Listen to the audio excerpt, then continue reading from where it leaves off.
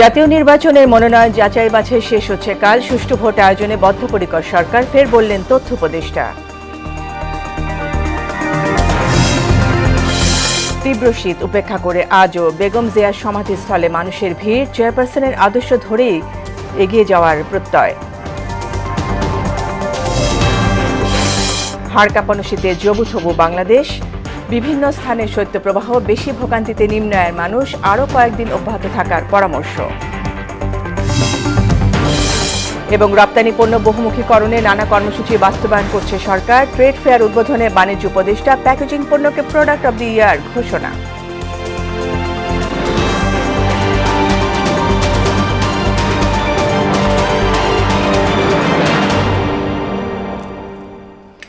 আসসালামু আলাইকুম, স্বাগত মোহনা সংবাদে। এতক্ষণ শুনছিলেন শিরোনাম, পুরো সংবাদের সঙ্গে আছি ফারজানা ইয়াসমিন।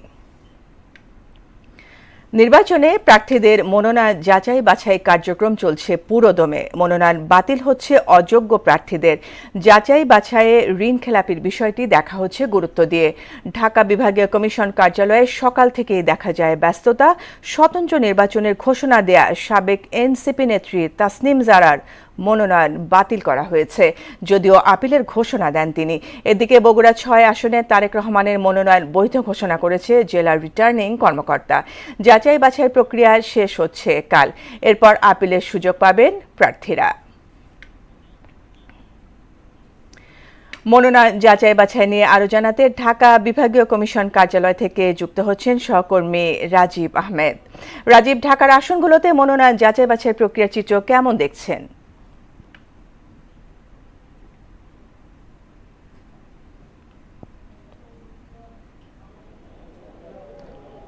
ধন্যবাদ ফারজানা। আমি দাঁড়িয়ে আছি ঢাকা বিভাগীয় কার্যালয়ের সামনে। এখানে সকাল থেকেই মনোনয়নপত্র যাচাই বাছাই শুরু হয়ে গেছে। আপনারা ইতিমধ্যেই জানেন, ত্রয়োদশ জাতীয় সংসদ নির্বাচনের তফসিল ঘোষণা হয়ে গেছে এবং এখন চলছে মনোনয়ন যাচাই বাছাইয়ের কার্যক্রম। এটি চলবে 4 জানুয়ারি পর্যন্ত। এখান থেকে সকাল থেকেই আমরা দেখেছি এনসিপির নাসিরউদ্দিন পাটোয়ারি তিনি এসেছিলেন। তিনি আসলে এখানকার আমলাতান্ত্রিক জটিলতার কথা বলে গেছেন। আমলাতান্ত্রিক যে জটিলতা ছিল ফাইল নিয়ে এবং বিভিন্ন এক কক্ষ থেকে আর এক কক্ষ দৌড়ঝাঁপ, ডিজিটালাইজড বলা হলে বিগত 15 বছরেও সরকারের আমলে যে ডিজিটালাইজের কথা বলা হয়েছে, মূলত সেই আধুনিকতার ছাপ নির্বাচন কমিশনে নেই। এবং তাসলিম যারা তিনি এসেছিলেন, তার মনোনয়নপত্র প্রাথমিকভাবে বাতিল বলে ঘোষণা করা হয়েছে। অর্থাৎ দৈব চয়নে যে 10 জন ভোটারের 10% ভোটারের যে 10 জন, সেখানে 2 জনের তথ্যে গড়মিল পাওয়া যায়। তিনি আক্ষেপ জানিয়েছেন যে নির্দিষ্ট এলাকার ভোটাররা ভোটের আগে জানতে পারছেন না তিনি কোন এলাকার ভোটার। এ বিষয়ে তাসলিম যারা আক্ষেপ জানিয়েছেন। এছাড়া আমাদের সঙ্গে আছেন 2 জন প্রার্থী যাদের মনোনয়নপত্র বৈধ বলে ঘোষণা করা হয়েছে। তারা জানাবেন তাদের প্রত্যাশা। মনোনয়নপত্র বৈধ ঘোষণা হয়েছে, আপনার কেমন লাগছে বা উচ্ছ্বাস? জি আলহামদুলিল্লাহ, ওয়া রাসূলুল কারীম সাল্লাল্লাহু আলাইহি সাল্লাম, জীবন ও জগতের মালিক দয়াময় স্রষ্টা এবং তার রাসূলের নামে শুরু করছি।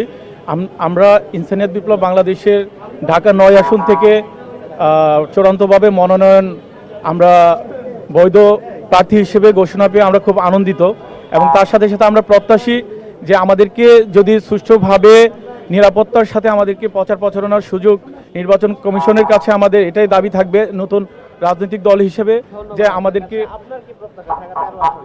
আসসালামু আলাইকুম, আল্লাহ হাফিজ সাল্লামের দরবারে লাখো কোটি শুকরিয়া।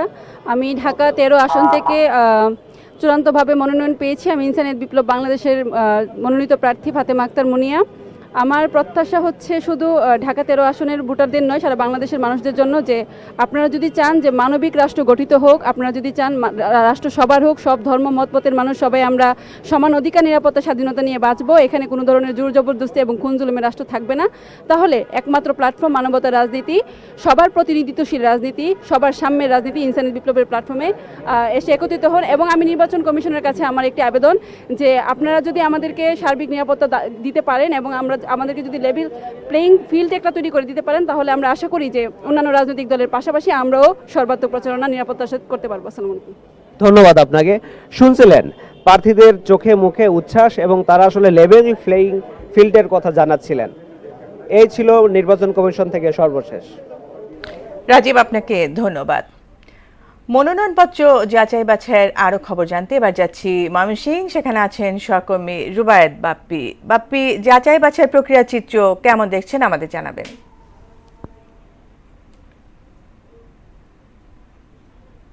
বলছিলেন যে আজ কিন্তু মনোনয়নপত্র যাচাই বাছাইয়ের দ্বিতীয় দিন চলছে।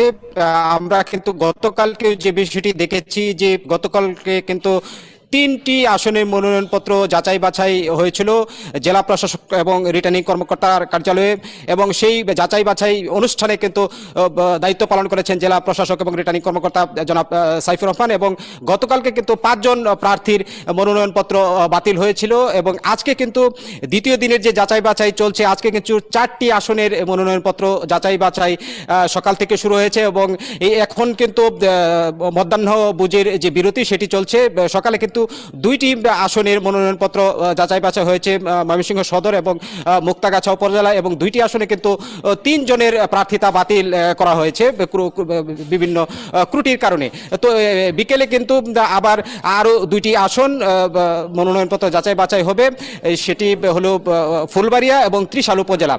তো আমরা ইতিমধ্যে যে বিষয়টি দেখেছি যে রিটার্নিং কর্মকর্তার কার্যালয় থেকে কিন্তু কঠোর অবস্থান নিয়েছে, এবং যে কোনো ধরনের ত্রুটি থাকলেই সেই মনোনয়নপত্রগুলো বাতিল হচ্ছে, এবং যাদের মনোনয়নপত্র বৈধ ঘোষণা হচ্ছে তাদের কর্মী সমর্থকদের উল্লাস দেখেছে, এবং তারা যেটি বলছেন যে নির্বাচনের জয়লাভের বিষয়েও কিন্তু বিভিন্ন প্রার্থীরা তাদের মনোভাব ব্যক্ত করেছেন। এবং যাচাই বাছাইয়ের কার্যক্রমে কিন্তু সকালে আমরা সদরের যে বিএনপির প্রার্থী আবহাওয়া আকান্ত এবং জামায়াতের যে প্রার্থী কামরুল আহসান এমরুল, তারা দুজনেই কিন্তু জয়ের ব্যাপারে তাদের আশাবাদ ব্যক্ত করেছেন, এবং আগামীকালকেও কিন্তু আরও 4টি আসনের কিন্তু মনোনয়নপত্র যাচাই বাছাই রয়েছে।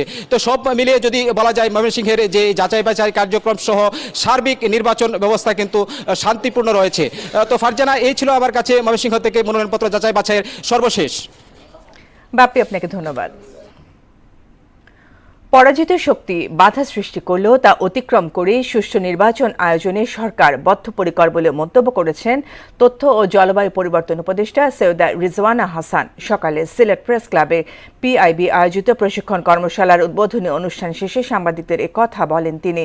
ভোটের সময় ঘনিয়ে এলে কিছু বিচ্ছিন্ন ঘটনা ঘটে উল্লেখ করে তা উতরে যেতে সরকার কাজ করছে বলেও জানান তথ্য উপদেষ্টা।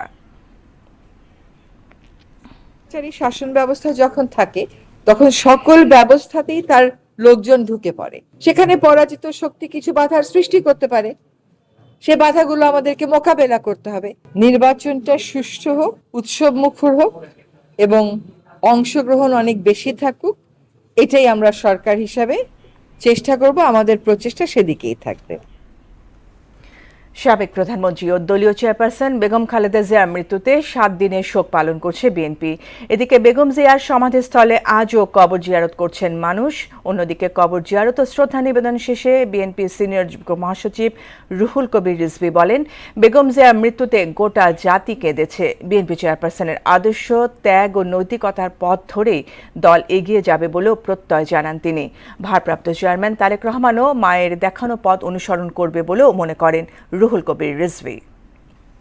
বেগম খালেদা জিয়া যে আদর্শ, যে নৈতিকতা, যে অঙ্গীকার জনগণের কাছে দিয়েছিলেন, তার যে রেখে যাওয়া আদর্শ, সেই আদর্শ এত উঁচু মাত্রার নৈতিক বৈশিষ্ট্য ধারণ করে। আমরা সেই পথ ধরে, তার দেখানো পথ ধরেই আমরা এগিয়ে যাব, এবং তার জ্যেষ্ঠ পুত্র বিএনপির ভারপ্রাপ্ত চেয়ারম্যান যারা তারেক রহমান, তার যে পতাকা তিনি হাতে নিয়েছেন, তার মায়ের প্রদর্শিত পথ ধরেই তিনি এগিয়ে নিয়ে যাবেন। এ বিষয়ে আরো জানাতে জিয়া উদ্যান থেকে যুক্ত হচ্ছেন সহকর্মী শামীমুজ্জামান চৌধুরী। শামীম, বেগম জিয়ার প্রতি শ্রদ্ধা জানাতে এখনও দূর দূরান্ত থেকে ছুটে আসছেন মানুষ। তার সমাধিস্থলের এই মুহূর্তের চিত্র জানাবেন।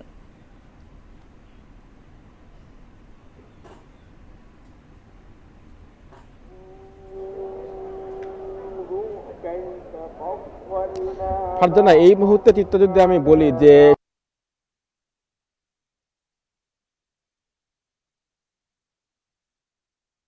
চলে আসছেন এবং তারা মোনাজাত করছেন, দোয়া করছেন এবং রাজধানীর আশেপাশে অনেকেই জেলা এবং ফুল নিয়ে আসছেন, সারা দেশের ফুল বিভিন্ন জেলা দিচ্ছেন থেকে এবং কিন্তু বিভিন্ন বেগম জিয়ার যে সংগঠন, সমাধিস্থল স্বেচ্ছাসেবী সেই সংগঠন, সমাধিস্থলে দল আসছেন এবং তারা এবং বিভিন্ন মোনাজাত করছেন, দোয়া আহ, করছেন এবং স্কুল, কলেজ, অনেকেই শিক্ষা প্রতিষ্ঠান ফুল থেকে নিয়ে শুরু করে আসছেন, নানা শ্রেণী ফুল পেশার দিচ্ছেন মানুষ এবং কিন্তু এই বিভিন্ন মুহূর্তে সংগঠন, জিয়া উদ্যানে স্বেচ্ছাসেবী সংগঠন, যে বেগম দল খালেদা জিয়ার এবং সমাধিস্থল বিভিন্ন সেখানে কিন্তু তারা আসছেন এবং স্কুল, তারা কলেজ, দোয়া শিক্ষা করছেন প্রতিষ্ঠান থেকে শুরু এবং করে মোনাজাত নানা করছেন শ্রেণী পেশার এবং মানুষ কিন্তু এই অনেকে মুহূর্তে আছেন জিয়া সকাল থেকে উদ্যানে কোরআন তেলাওয়াত যে করছেন। বেগম খালেদা জিয়ার আমি যদি একটু সমাধিস্থল বলি সেখানে যে কিন্তু তারা আসছেন এবং তারা দোয়া করছেন এবং মোনাজাত করছেন এবং অনেকে আছেন সকাল থেকে কোরআন তেলাওয়াত করছেন।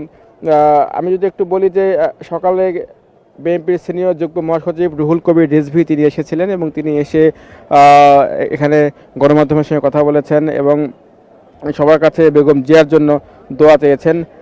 এবং সকাল থেকে আমি যে ভিড় লক্ষ্য করছি সেই ভিড় কিন্তু বেলা গড়ার সঙ্গে সঙ্গে তুলনামূলকভাবে আরও বাড়ছে এবং রাষ্ট্রীয় শোক যে 3 দিনের ছিল সেই রাষ্ট্রীয় শোক 3 দিনের শেষ হলেও দলের পক্ষ থেকে বিএনপির পক্ষ থেকে যে 7 দিনের শোক সেই শোক কিন্তু এখনও রয়েছে এবং এখানে যারা আসছেন তারা কিন্তু স্বামী শহীদ রাষ্ট্রপতি জিয়াউর রহমানের কবরের পাশে বেগম খালেদা জিয়ার যে কবর এবং তারা কিন্তু সেই কবরটি দেখছেন এবং তারা কিন্তু বেগম জিয়ার জন্য মহান আল্লাহ তার কাছে দোয়া করছেন এবং আমি অনেকের সঙ্গে কথা বলেছি তারা কিন্তু দেশের বিভিন্ন প্রান্ত থেকে বিভিন্ন জেলা থেকে তারা কিন্তু ছুটে এসেছে এবং তারা বলছেন যে বেগম জিয়ার যে আপসী নেত্রী তিনি শুধু দেশের নেতা নন, তিনি নতুন প্রজন্ম এবং তার চেতনাকে ধারণ করে কিন্তু দেশ এবং দল এগিয়ে যাবে।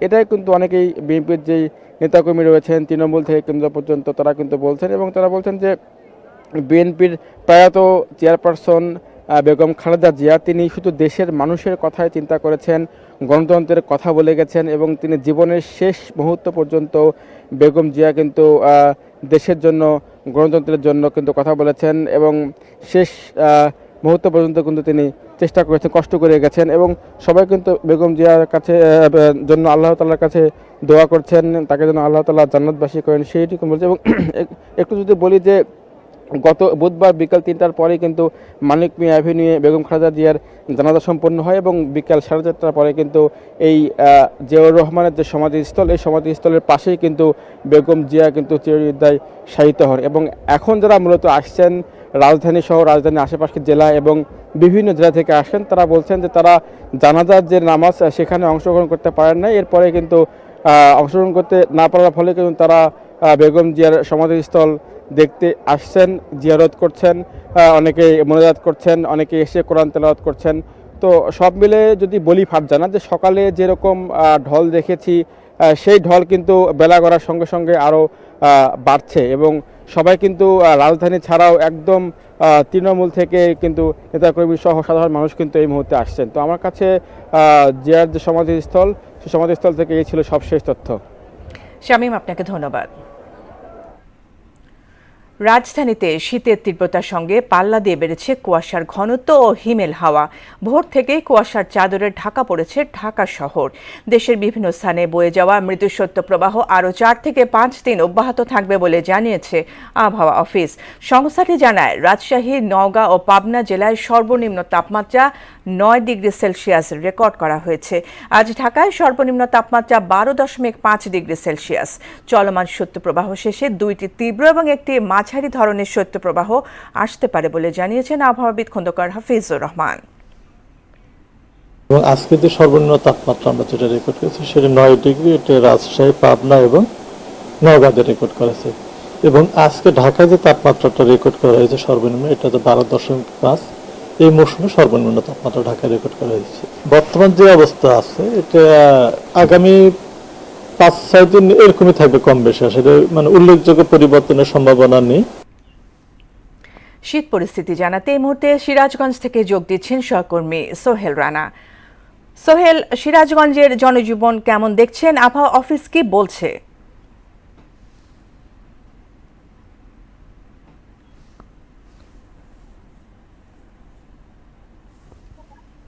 জি ধন্যবাদ ফারজানা। আপনি যেমনটি বলছিলেন সিরাজগঞ্জ কিন্তু যমুনা সেতু, যমুনা নদী বেষ্টিত যে এলাকা, এই এলাকাতে কিন্তু কিছুদিন হলোই কিন্তু অনেকটাই শীতের তীব্রতা বেড়েছে। শীতে জনজীবন কিন্তু জুবুথুবু হয়ে পড়েছে, বিশেষ করে শিশু এবং বয়স্করা যারা রয়েছে তারা কিন্তু অনেকটাই আক্রান্ত, শীতের বিভিন্ন রোগে আক্রান্ত হচ্ছে। সেই সাথে আজকে সকাল 6টা এবং 9টায় আবহাওয়া অফিসের সূত্রে জানা যায় যে সকাল 9টায় কিন্তু বাঘাবাড়ি যে স্টেশনটি রয়েছে আবহাওয়া, সেখানে কিন্তু 10 ডিগ্রি সেলসিয়াস তারা রেকর্ড করেছে। এবং সেই সাথে তারাশের যে কৃষি আবহাওয়া পর্যবেক্ষণ কেন্দ্র রয়েছে সেখানে কিন্তু 9.8 ডিগ্রি সেলসিয়াস রেকর্ড করেছে। আর বেলা বাড়ার সাথে সাথে কিন্তু শীতের তীব্রতা একটু কমতে শুরু করেছে। সেই সাথে সূর্যের দেখাও মিলছে, কিন্তু সেটি ছিল সেই তীব্রতা কিন্তু অনেকটা কম ছিল। আমরা বিভিন্ন হাসপাতালে খোঁজ দিয়ে দেখেছি যে সকাল থেকেই এবং বেশ কয়েকদিন যাবত কিন্তু বিভিন্ন রোগে আক্রান্ত হচ্ছে, এবং আমরা একজন চিকিৎসকের সাথে কথা বলতে চাই। আচ্ছা, এই শীতে কেমন আসছে এবং কি পরামর্শ দিচ্ছেন তাদের? শীতে যেহেতু শীত অনেক বেশি, বাইরের অনেক ঠান্ডা, আমাদের এই সময় ওয়ার্ডে ডায়রিয়া এবং ঠান্ডা, নিউমোনিয়া, শ্বাসকষ্ট টাইপের রোগীগুলো বেশি আসতেছে।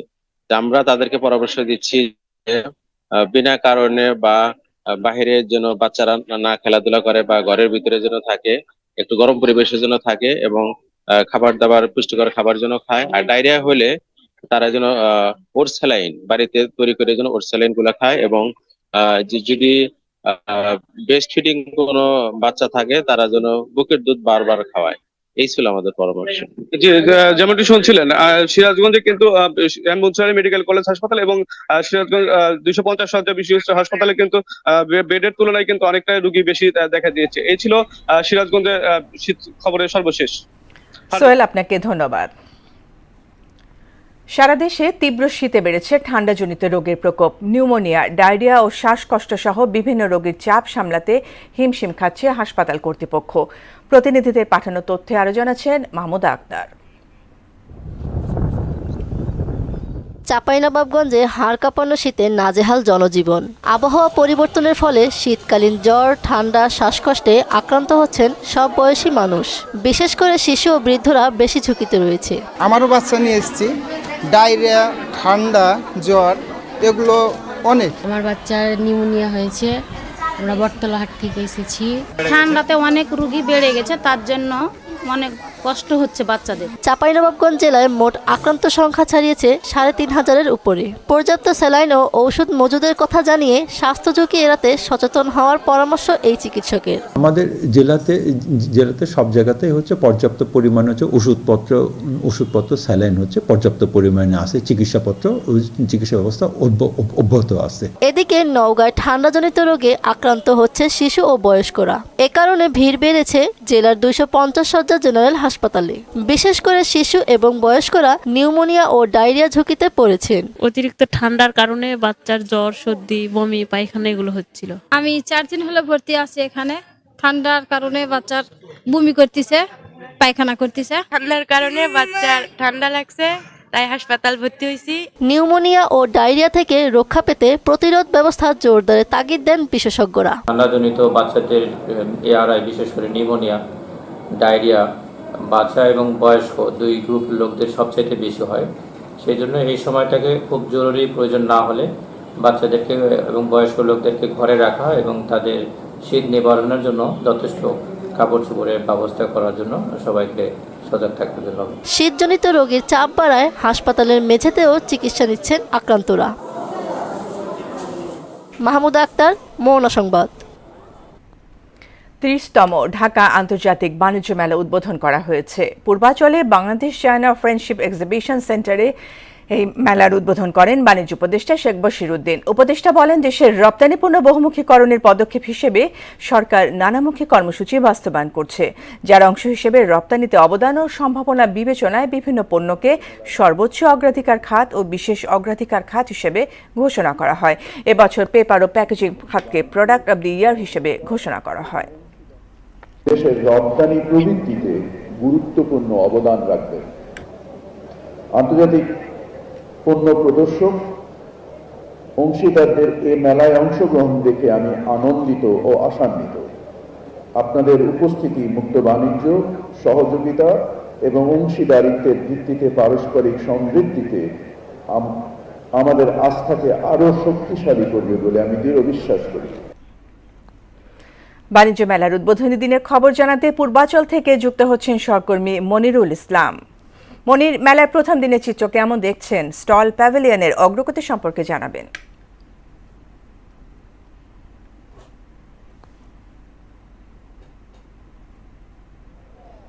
ফারজানা, আপনি জানেন যে বাণিজ্য মেলার যে রেওয়াজ, যে প্রথা ছিল যে বছরের ইংরেজি নববর্ষের একদম প্রথম দিনে অর্থাৎ 1 জানুয়ারিতেই কিন্তু বাণিজ্য মেলার ঢাকা আন্তর্জাতিক বাণিজ্য মেলা উদ্বোধন করা হয়।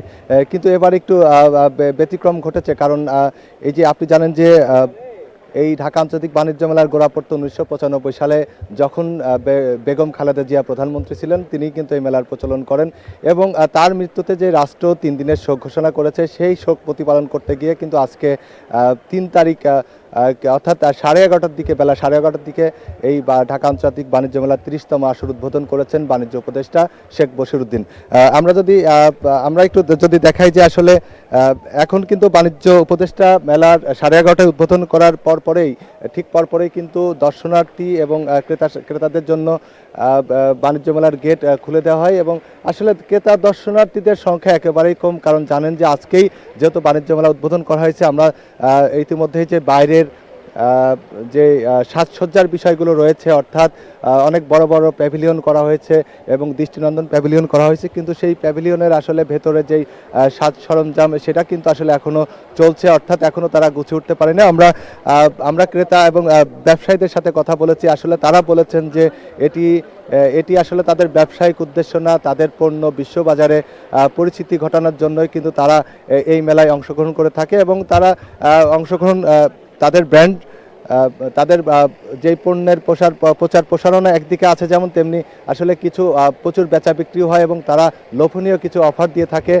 এবং বাণিজ্য উপদেষ্টা যেটি বলেছেন যে যেহেতু এই আন্তর্জাতিক ঢাকা বাণিজ্য মেলার এটি অনেক দেশ, Thailand, Bharat, Pakistan, Cambodia, Indonesia তারাও অংশগ্রহণ থাকে এবং আমাদের বাংলাদেশের সাথে কিন্তু আসলে আমরা যদি উৎপাদনের বিশেষ করে আমদানি রপ্তানির ফারাক বলি, সেক্ষেত্রে বাংলাদেশ রপ্তানি করে $71 বিলিয়ন এবং এই বিপুল পরিমাণ অর্থের বিপরীতে আমদানি কিন্তু একেবারেই কম, $48 বিলিয়ন এবং সেই খাতেই বাণিজ্য উপদেষ্টা যেটি বলেছেন যে আমাদের বাংলাদেশের যে পণ্য, দেশীয় উদ্যোক্তা তাদের যে উদ্ভাবন এবং প্রতিযোগিতামূলক বাজারের যে সক্ষমতা, সেই সক্ষমতা তৈরির জন্য এই বাণিজ্য মেলা খুব দারুণ প্রভাব ফেলবে এবং তারই প্রেক্ষিতে আসলে কিভাবে রপ্তানি প্রবৃদ্ধি বাড়ানো যায়, কিভাবে দেশীয় পণ্যের প্রসার ঘটানো যায় বিশ্ববুকে, সেটাই করে যাচ্ছেন। এমন আরেকটি বিষয় জানিয়ে রাখতে চাই, এবারে কিন্তু প্লাস্টিক মুক্ত বাণিজ্য মেলা ঘোষণা করা হয়েছে, অর্থাৎ কোনো ক্রেতা প্লাস্টিকের কোনো ব্যাগ ব্যবহার করতে পারবেন না এবং সেক্ষেত্রে পাট ও বস্ত্র মন্ত্রণালয় তাদের নিজস্ব পণ্য থাকবে, পাটের যেই ব্যাগ, এবং সেই ব্যাগ দিয়েই কিন্তু আসলে ক্রেতারা সেই ব্যাগ ব্যবহার করতে পারবেন। ফারজানা, আমার কাছে এই ছিল বাণিজ্য মেলার প্রথম দিনের সবশেষ পরিস্থিতি। মনির, আপনাকে অসংখ্য ধন্যবাদ। যে কোনো আন্দোলন সংগ্রামে শ্রমজীবী মানুষের অবদান বেশি উল্লেখ করে তাদের সম্পৃক্ত করেই সরকার উন্নয়ন পদক্ষেপ নেবে বলে জানালেন স্থানীয় সরকার উপদেষ্টা আদিলুর রহমান খান। সকালে রাজধানীর আফতাবনগরে ব্যাটারি চালিত রিকশার পাইলটিং কর্মসূচির উদ্বোধন অনুষ্ঠানে তিনি কথা বলেন। রাজধানীতে অটোরিকশা অব্যবস্থাপনা নিয়ন্ত্রণে সমন্বিত পদক্ষেপ নেওয়া হচ্ছে জানিয়ে এর আওতায় বুয়েট অনুমোদিত ই-রিকশার নিবন্ধন শুরুর কথাও জানান উপদেষ্টা। চলাচল নিরাপদ করতে অটোরিকশা চালকদের প্রশিক্ষণ প্রকল্প সফল করতে সবার সহযোগিতাও চান আদিলুর রহমান। খেলার খবর, ক্রিকেট 2026 অনূর্ধ্ব-19 বিশ্বকাপকে সামনে রেখে 15 সদস্যের দল ঘোষণা করেছে বাংলাদেশ ক্রিকেট বোর্ড। বিশ্বকাপে যুবাদের দলকে নেতৃত্ব দেবেন আজিজুল হাকিম তামিম। আজিজুলের ডেপুটি হিসেবে রয়েছেন ওপেনার জাওয়াদ আবরার। ইনজুরি কাটিয়ে দলে ফিরেছেন পেসার আল ফাহাদ। এছাড়া এশিয়া কাপের খেলা সবাই বিশ্বকাপের দলে জায়গা পেয়েছেন। ভারতের বিপক্ষে ম্যাচ দিয়ে আগামী 17 জানুয়ারি বাংলাদেশের যুবাদের বিশ্বকাপ যাত্রা শুরু হবে। এই ছিল মোহনা সংবাদে। পরবর্তী সংবাদ বিকেল 5:30টায়, এর আগে বিকেল 3টায় দেখবেন সংবাদ এক নজরে। মোহনার সবশেষ খবর জানতে ভিজিট করুন www.mohana.tv। সংবাদ দেখতে পারেন ফেসবুক, ইউটিউবেও। এতক্ষণ সঙ্গে থাকার জন্য ধন্যবাদ সবাইকে।